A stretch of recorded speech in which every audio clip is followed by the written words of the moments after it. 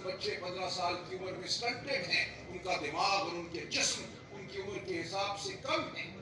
اگر آج 60% بچوں کو 15 سال کی عمر میں کوئی تعلیم میسر نہیں ہے تو اس کی کوئی وجہ ہے۔ وجہ یہ ہے کہ 78 سال سے اس ملک پر ایک طبقہ حکمرانی سنبھالے ہوئے ہے، مسلط ہے، وہ عوام کا نمائندہ نہیں ہے، اس کی اپنی ترجیحات ہیں۔ ایک ایلیٹ اسٹیٹ بن چکی ہے پاکستان کی ریاست۔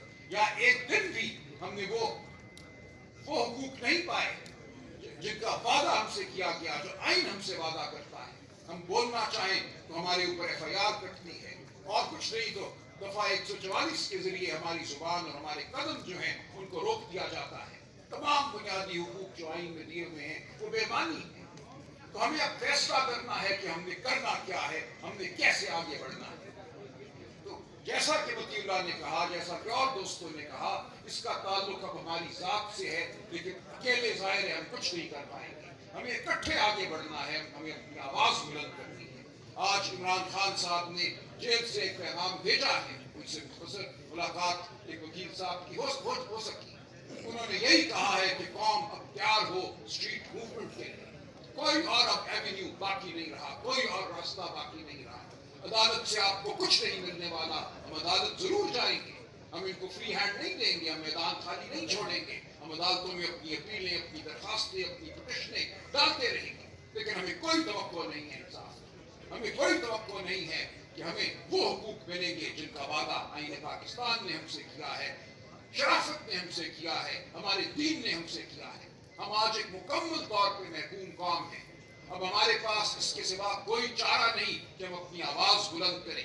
آواز ہم میڈیا کے ذریعے بلند نہیں کر سکتے، میڈیا پر قدغن ہے، میڈیا سینسر بھی ہو جاتا ہے، آزاد منچ صحافی نوکری سے نکال دیے جاتے ہیں، ان کو تنبیہ کی جاتی ہے، ان کے بچوں کی جان اور مال کو کہا جاتا ہے کہ وہ محفوظ نہیں ہے۔ کتنے آپ میں سے ایسے ہیں جو آپ ہمیں بتاتے ہیں کہ ان کے ساتھ کیا ہو رہا ہے۔ تو آج ہم سب نے بطور قوم اپنی آواز بلند کرنی ہے اور آگے بڑھنا ہے۔ ہم نے وہ حقوق چھیننے ہیں جو ہمارا حق ہے، بطور انسان ہمارا حق ہے۔ ہم نے غریب کو اس کا حق دینا ہے۔ اس ملک کے وسائل پر پہلا حق اس ملک کے لوگوں کا ہے، وہ بلوچستان کے ہوں، وہ خیبر پختونخوا کے ہوں، وہ سندھ کا حالی ہو، اس کا پانی ہو، وہ پنجاب کے ہو، گلگت بلتستان اور آزاد کشمیر کے ہوں۔ ہر جگہ ہم وہی ناانصافی دیکھ رہے ہیں، جہاں غریب کو غریب تر کیا جا رہا ہے۔ جھوٹ ہے کہ پاکستان کی معیشت ترقی کر رہی ہے۔ تمام حالات جو ہمارے سامنے آ رہے ہیں وہ یہ بتا رہے ہیں کہ لوگ پاکستان کو چھوڑ کر بھاگ رہے ہیں۔ صرف لوگ نہیں، ان کا سرمایہ بھی بھاگ رہا ہے۔ اس ملک میں روزگار پیدا نہیں ہو رہی، یہ ملک بنیادی طور پر غلط سمت چل رہا ہے۔ تو ہم نے اس ملک کی سمت کو ٹھیک کرنا ہے، ہم نے وہ وعدے پورے کرنے ہیں جو اس ملک کے عوام سے کیے گئے۔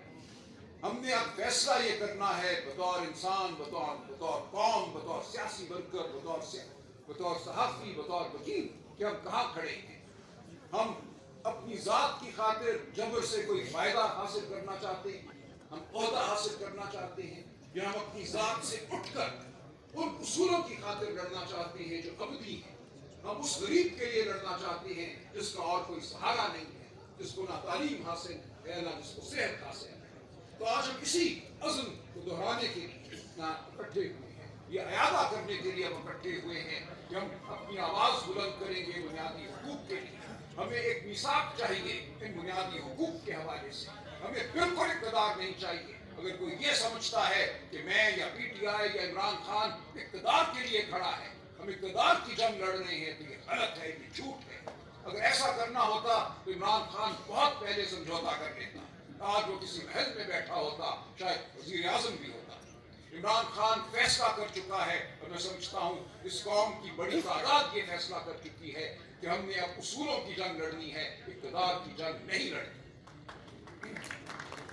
تو اس بارے میں کوئی ابہام نہ رکھے افضل بٹ صاحب، بالکل آپ فکر نہ کیجیے۔ ماضی میں اگر ناکامی ہوئی تو یہ مطلب نہیں ہے کہ ہم آج ساکت ہو کر بیٹھ جائیں گے، آج ہم جمود زدہ ہو جائیں گے۔ یہ آپ پہ اور مجھ پہ ہر لمحے فرض ہے کہ ہم اپنی آواز بلند کرتے رہیں۔ ہم جو ہی خاموش ہوتے ہیں ہم موت کو گلے لگاتے ہیں، ہم بطور انسان بطور شعور مر جاتے ہیں۔ خاموشی موت ہے، ہم نے موت کو گلے نہیں لگانا، ہم نے بولنا ہے، ہم نے اپنی آواز بلند کرنی ہے، ہم نے چلنا ہے اب آگے۔ تو آپ سب سے میری یہ درخواست ہے، پاکستانی قوم سے میری یہ درخواست ہے کہ کوئی خوف آپ کے آگے نہیں کھڑا ہو سکتا۔ اب آپ نے رد کرنا ہے خوف کو، ریاست کی طرف سے آپ کی جانب بھیجا جائے، وہ جیل کا خوف ہو، وہ گولی کا خوف ہو، وہ کوئی بھی خوف ہو، روزگار کا خوف ہو، آپ نے ایک بار آگے بڑھ کر اب اپنے حقوق کو حاصل کرنا ہے، ورنہ یہ خوف آپ کے گرد منڈلاتا رہے گا، آپ محکوم رہیں گے، آپ کبھی بھی آزادی نہیں پائیں گے، آپ کے بچوں کو کبھی فلاح نہیں ملے گی، تعلیم نہیں ملے گی، صحت نہیں ملے گی، روزگار نہیں ملے گی۔ تو ہمیں ان بنیادی اصولوں کے لیے، ان بنیادی حقوق کے لیے لڑنا ہے۔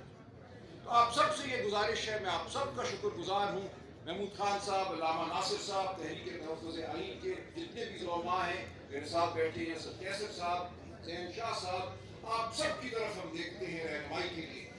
جی افضل مہندر صاحب بھی موجود ہیں، تو ہم سب آپ کی جانب دیکھتے ہیں رہنمائی کے لیے، لیکن ہم سب اپنی اپنی جگہ خود میں کہوں گا لیڈر ہیں۔ ہر شخص پاکستان کا آج اپنی جگہ ایک لیڈر ہے، اس کو اپنے آپ کو لیڈر سمجھنا ہے، اس نے اپنے آپ کو مجبور نہیں جاننا، تبھی ہم آگے بڑھ کر وہ آزادی حاصل کریں گے جس کے ہم 78 سال سے گزر ہیں۔